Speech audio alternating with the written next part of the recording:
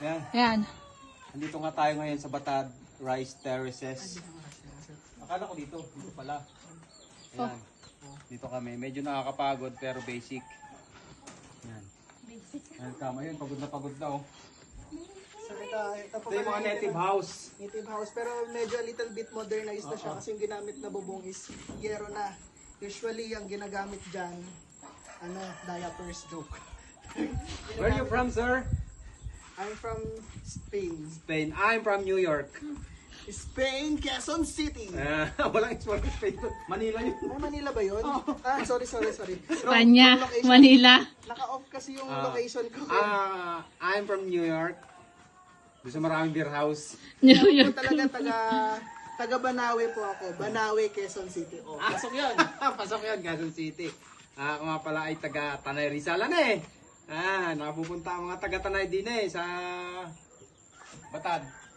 Oh, tuturuan natin yung kung ano para sa ano to. Ay, oo. Lapit ka dito, Neng. Ito Ito na, sir. Bakit nga ba may ganito? si Coro David. So ito is para hindi pasukin ng ahas, daga, or Kaya whatsoever. pala may malapad na Kaya ganito. matataas yan, may ganyan yan para hindi maakyat ng mga daga. Kasi usually, Mm.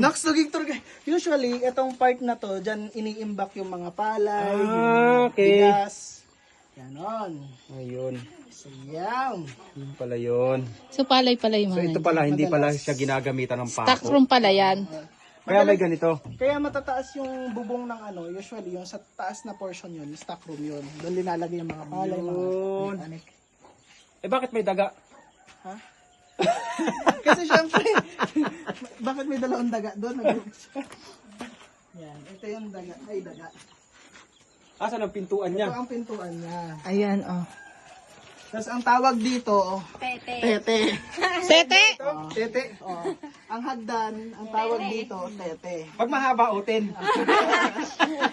Hindi mo alam. May mo alam trivia na yung kayo hotel? Ang hagdan dito, tinatawag Anong na salitang tete. Bisay? Tagalog. Tagalog. Tete to, tete. Tagalog ko diba? Ito pala tete. Tingnan mo, tete. Kaya nga may kanta dito Ito na ang tete. Itetem. Ito, etits.